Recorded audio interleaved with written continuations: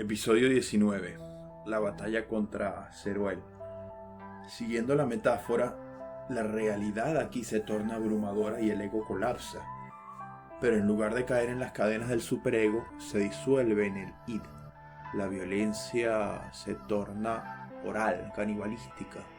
El EVA 01 no solo combate contra Zeruel y lo derrota con una fuerza sin precedentes, sino que finalmente lo devora. Y lo que le ocurre al cuerpo de Shinji tras la batalla contra Zeruel puede compararse con lo que ocurre en casos profundos de esquizofrenia. El ego pierde su estructura por completo y Shinji queda perdido al mundo, atrapado dentro del EVA. En el principio solo hay id. La esquizofrenia es una regresión a ese estado, pero traumática. El ego se revienta, se deshace y se diluye, se pierde en la locura. Originalmente, el toque de la realidad es lo que hizo que el ego creciera, por así decirlo, en la superficie del id.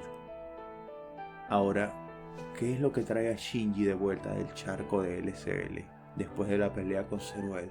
¿Qué es lo que hace que escape o que se vuelva a formar dentro del Evangelion? La voz de Misato, la llamada de Misato, pero de la verdadera Misato, no la fantasía de Misato que invita a Shinji a dejar ir su alma y hundirse en el placer. Es el deseo de los otros, el recordatorio de que existe un mundo fuera de nuestro cuerpo y de nuestro mundo, lo que nos trae a la vida, lo que pone en movimiento la diferenciación entre el ego y el id, pero también el dolor. Es la llamada que nos hace abandonar la serenidad de la homeostasis a cambio de la independencia, de la individuación, de la unicidad. Ahora, ¿es un intercambio justo? Pues nos estamos adelantando un poco. Vale la pena notar que el motivo del llamado a Shinji para que se suba al robot, que es uno de los temas más reiterativos de la serie, se puede leer entonces de dos maneras opuestas. Por un lado, el significado manifiesto es de un movimiento hacia adelante, como abandona la pasividad, enfrenta la realidad, asume una posición dentro del mundo, no te quedes allá abajo, encara al super yo. Pero el significado oculto es de un movimiento hacia atrás, porque, digamos, fácticamente o literalmente es un retorno al interior de la madre, cuando entendemos que el EVA 01 contiene el alma de la madre de Shinji.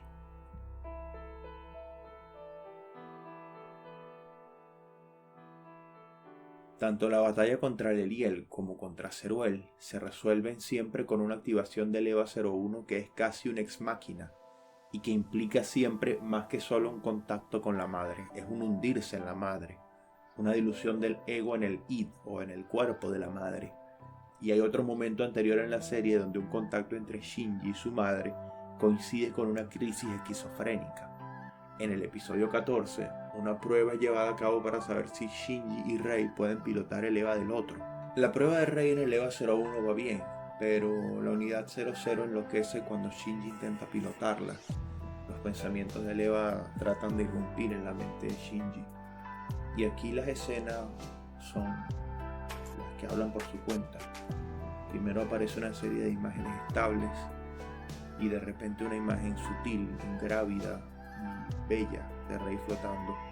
Y de repente agudamente colapsa en la locura, con esa expresión que te pone la piel de gallina que dura medio segundo. Ocurre un contacto entre Rei y Shinji tan profundo que borra las barreras entre ambos y amenaza con destruir su ego. Justo antes de la catástrofe, tanto Shinji como Rei señalan que el EVA tiene el olor del otro piloto, y resulta que de todos nuestros sentidos el olfato es el más primitivo, el más profundo, el que menos se procesa racionalmente, el que más desarrollado está al nacer y por tanto es nuestro vínculo más poderoso con nuestra madre. Además, la misma Asuka le menciona a Shinji en son de burla como el acto de pilotar el EVA 00 es en parte como volver al útero materno. Aunque curiosamente, el alma de la madre de Shinji está en realidad en el EVA 01. Mientras que Rei, ¿qué podemos leer en Rei? ¿Qué podemos colegir? Podemos leerla como un personaje esquizofrénico. Claro, porque no estaba pensando en ella cuando su amigo le prestó el libro que mencionamos antes. Pero en este personaje también podemos ver una metáfora de la misma id o de la esquizofrenia. Y aquí estoy presionando un poco los límites de la metáfora, pero sigamos a ver qué pasa. Al principio de la historia, Rey parece completamente aislada del mundo exterior. Pero progresivamente parece desarrollar una personalidad, más que una personalidad, una posición dentro del mundo de la historia.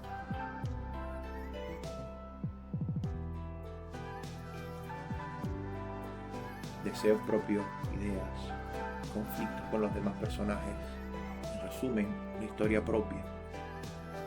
Aquí empieza a adquirir su significado la frase "no soy tu muñeca", que es una forma de decir mi historia es mi historia, no es la tuya. Mi lugar en el mundo no es el que tú decides. Y en ese sentido, "no soy tu muñeca" es el comienzo de una diferenciación. Es una frase que usa Asuka y que Rey usa hacia el final de la historia.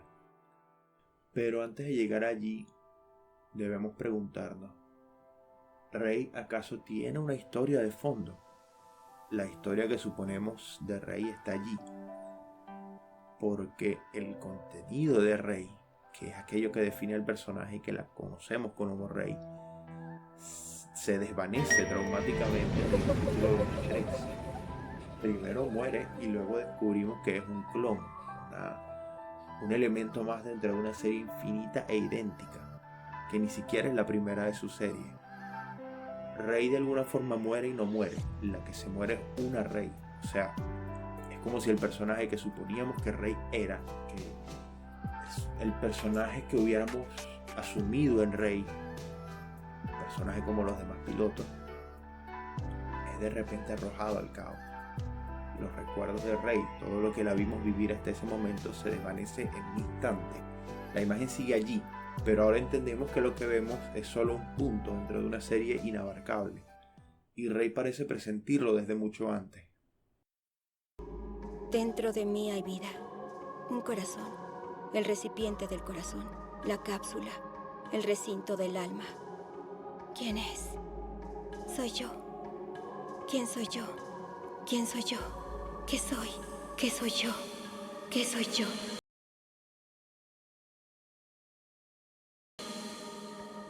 Soy yo. Este cuerpo soy yo. Es la forma que adopté. Puedo ser visible. Aún así siento que no soy lo que veo en mí. Difícil de explicar. Siento que mi cuerpo se derrite. Me siento con incertidumbre. Pierdo mi forma. Siento la presencia de alguien más. ¿Hay alguien ahí? ¿Más allá de este lugar? Shinji. Yo conozco a esa mujer. Es la mayor Katsuragi, la doctora Kagi. Ellos son mis compañeros de clase. La piloto de la unidad 02. Comandante Ikari. ¿Y tú quién eres? ¿Y tú quién eres? ¿Y tú quién eres? Este es el monólogo de Rey en el capítulo 14. Muchas personas lo consideran el punto clave de Evangelion, cuando la serie se transforma en algo más. Y hay muchísimas cosas que se pueden decir solo sobre ese monólogo, pero por ahora nos conformaremos con decir que lo que Rey describe se parece mucho a la esquizofrenia.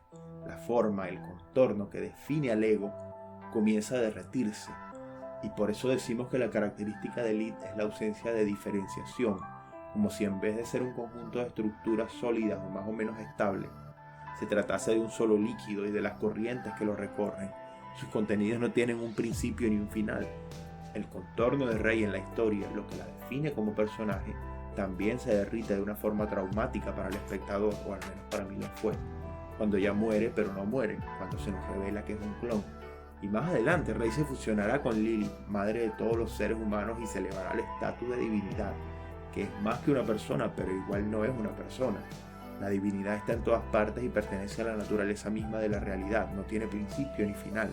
Rey clon, Rey divinidad, ambas comparten aspectos de la id misma o del mismo id, indiferenciada y reservorio de una energía primigenia. En el capítulo 24, en la pelea contra el último ángel, Kaworu o Tabriel, aparece Rey por un instante de una manera inexplicable, viéndolo todo desde arriba.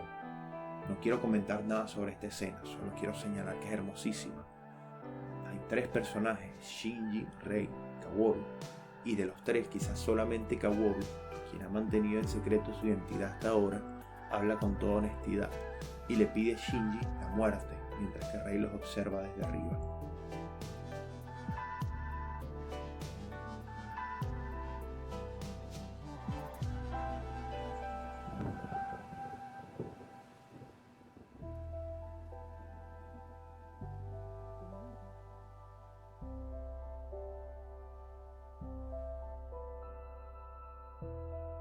¿Qué es un campo AT? Un Absolute Terror Field, campo de terror absoluto. Kaworu lo explica. Esta es la luz de mi alma, un territorio sagrado que nadie puede profanar. Aún no lo han descubierto, Lilin, que lo que llaman escudo AT es solamente el muro que encierra todas las mentes. Un territorio, una luz y un muro. Un territorio, la luz que irradia desde el centro de ese territorio y el muro que separa y así define ese territorio, contrapuesto al resto del mundo. ¿Qué es la angustia para Freud? Más que una sensación, es un concepto bastante específico dentro de su teoría de la mente. No es lo mismo que el terror, pero está relacionado. En algún punto de nuestra historia todos conocimos la sensación de estar indefensos, porque desde que nacemos hasta muchos años después, estamos desnudos psicológicamente, en el sentido de que casi todos los estímulos, cualquier sensación que sobrepase el umbral de nuestra percepción, que es bastante bajo a esa edad, satura por completo la psique, y es por eso que los bebés lloran a cada rato. La sensación de indefensión ante un mundo inconcebiblemente intenso es nuestro primer contacto con la angustia. Más adelante, esa sensación base de angustia o ansiedad, porque en alemán hay una sola palabra para las dos cosas, Angst, esa sensación es encauzada por el ego, que toma un poquito de esa reacción enorme y lo emplea como herramienta para reclutar las defensas cuando las necesita. Dicho de otra manera, la angustia se torna en una sensación que el ego puede invocar cuando lo necesita, a una intensidad mucho menor. Por ejemplo, es lo que sentimos cuando preveremos que ocurrirá algo para lo cual tenemos que estar preparados a nivel de la conciencia, como un examen o como sentir que alguien viene a pelear con nosotros. De modo que es algo que se activa de manera inconsciente, pero el efecto se siente de manera inmediata a nivel de la conciencia. El primer tipo de angustia, el que aparece cuando el sistema se abruma, se denomina angustia automática, una reacción espontánea y aparece en el nacimiento, pero desde luego es perfectamente posible que en la adultez nos topemos con una carga estimular tan grande que sobrecargue el sistema. El segundo tipo de angustia, que opera bajo el control del ego, se denomina señal de angustia y es una cantidad muy reducida en comparación con la primera, y es empleada por el ego como una herramienta para proteger la estructura entera. ¿Protegerla de qué? No solo del mundo exterior, sino del tumulto interior, de un desborde de la energía del id. A veces sabemos exactamente qué desata la angustia, como en el ejemplo de un día de examen, pero a veces sentimos una angustia sin razón aparente que nos persigue sin que se pueda hacer nada al respecto, no importa qué tan irracional nos parezca. Freud descubrió que en estos casos la angustia responde a un conflicto interior e inconsciente. En vez de ser el núcleo del problema, se trata de un síntoma del conflicto. Se trata apenas de un indicio de que algo está pasando, aunque no sepamos qué es. Es una herramienta que el ego utiliza para defenderse y mantener la estabilidad, aunque nos parezca que es algo que nos desestabiliza. Aunque la señal de angustia sea una sensación terrible, el ego la necesita para prevenir la angustia automática, que es la excesiva. En ese sentido sirve para marcar un límite, para evitar ser invadido por el id o por el superego o aplastado por la realidad. Por otra parte, la angustia nos puede asfixiar hasta el punto en que no podemos conectar ya con otros seres humanos y dejamos de hacerlo por completo. En el intento de defenderse, el ego puede quedar aislado del resto del organismo, el id, de sus propios valores, el superego y del contacto con las demás personas, la realidad. La angustia misma puede excederse en su función original y termina asfixiando al ego cuya función era defender.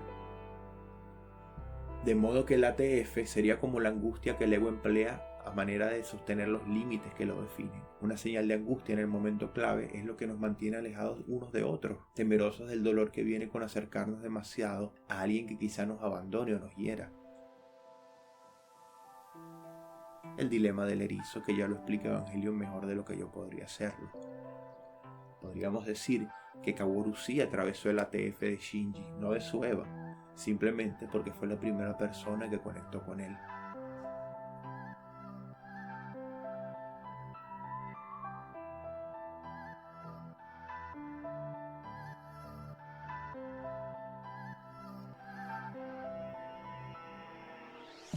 La primera temporada de Evangelion tiene dos finales. El primero, conocido como el final teatral, se pasó quizás un poquito de artístico, dejó demasiadas preguntas abiertas. Y bueno, el hecho es que los fans estaban insatisfechos y reclamaron de Anno un final más inteligible. El segundo final no fue precisamente claro, no dejó de ser abstracto, pero en todo caso fue mucho más pasable. En cierto sentido, ambos finales de Neon Genesis Evangelion pueden leerse como opuestos, como idénticos. El primer final nos muestra un ego que se mueve en dirección a la individuación.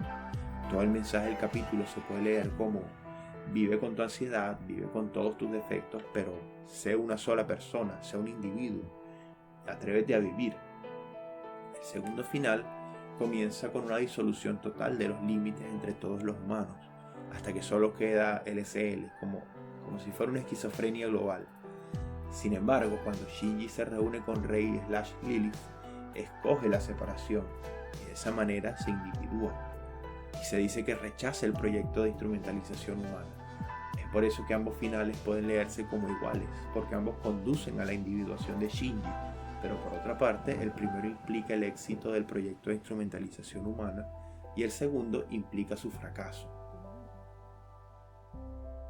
Ahora hablemos un poco del concepto de sentimiento oceánico.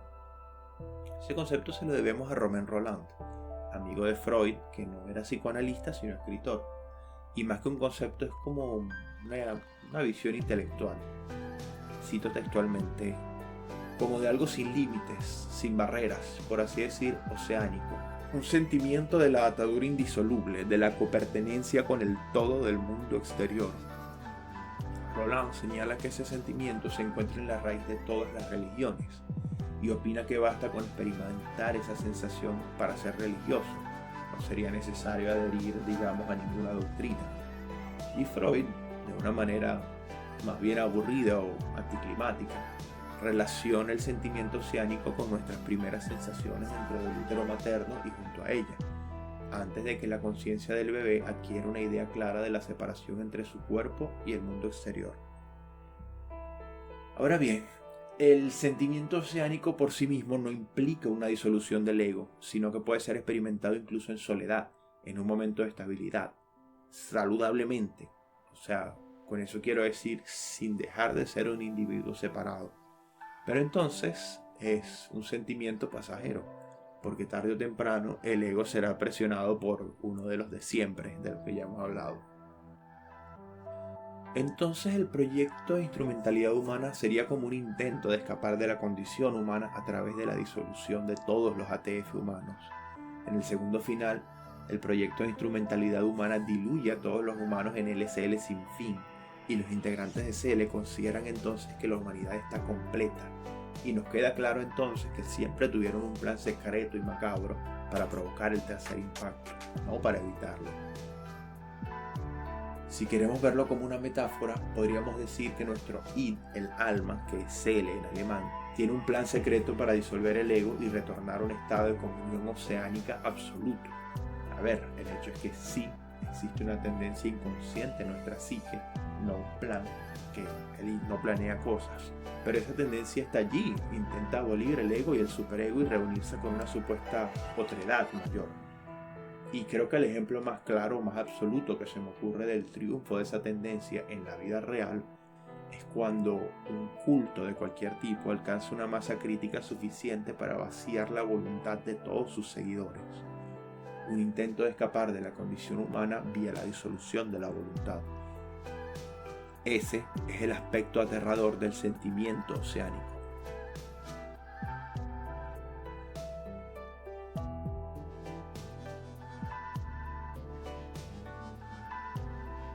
Neon Genesis Evangelion puede leerse como la historia de un ego débil que primero se desintegra y luego recupera su estabilidad.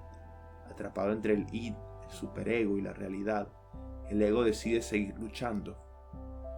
analizamos el vínculo entre el id, la madre, la esquizofrenia, la regresión, el sentimiento oceánico y la desintegración, por una parte, y por otra, el superego, el padre, la sociedad, la jerarquía, y cómo pueden esclavizar y reducir al ego. El otro vértice es la realidad, que por su propia naturaleza va a escapar a nuestras definiciones. Lo que importa es cómo se relaciona el ego con esa realidad. En la segunda parte del segundo final, a Shinji se le ofrece la decisión crucial: aceptar la instrumentalidad o rehusarla. Y él la rehúsa, y como metáfora, eso sería abrazar la realidad, con el dolor y la soledad que esa decisión implica. Hay una escena en ese último capítulo que funciona o procura funcionar literalmente como un espejo, devolviéndoles a los espectadores una imagen de sí mismos y una imagen de aquello en lo que se están convirtiendo. ¿No estás perdiendo tú el contacto con la realidad? La terapia psicoanalítica hace o procura hacer lo mismo: narrarle de vuelta al paciente su propia historia. En la vida real no existen los océanos de LSL, ni el apocalipsis, ni rey gigante, ni figuras brillantes y sonrientes de nuestros seres queridos que vengan a convertirnos en jugo de naranja. Pero sí tenemos entretenimiento, redes sociales, identidades y comunidades prefabricadas, cultos, celebridades, consumismo, partidos políticos, religiones híbridas, ideologías hechas a la medida por los algoritmos y las computadoras más poderosas en la historia del planeta, solo para ti. Toda clase de medios para mellar el dolor de la soledad y emular el calor del contacto humano, menos la posibilidad aterradora del abandono. Mientras que en ambos finales de Evangelion la decisión de Shinji es el clímax, sea teatral o apocalíptico, nosotros tenemos que lidiar con esta decisión cada día de nuestras vidas, en distintos grados, de manera cotidiana, sin clímax, sin peleas por el futuro de la humanidad a través de los edificios de una ciudad apocalíptica, sin rey gigante conversando con nosotros flotando por el espacio, sin transmisión en vivo al cuartel de Nerv, sin audiencia que lo reconozca, que nos reconozca. La lucha, si es que se puede llamar lucha, se da en la monotonía gris de la rutina diaria. Significa rechazar las disoluciones y atreverse a entrar en contacto con las partes de nuestra vida que no queremos ver, con personas de verdad, con caras de verdad, cuerpos de verdad, mentes de verdad que no podemos leer, la oportunidad de salir heridos de verdad, muy de verdad, una vez más. Y eso significa algo diferente para cada persona y para ti. Esa es la decisión. Y bueno, ya basta. No hablé demasiado, muchas gracias por escuchar, espero que les haya gustado. Y si este video te hizo pensar, si tienes alguna pregunta o si hay algo que nos quieras compartir, por favor cuéntanos en los comentarios.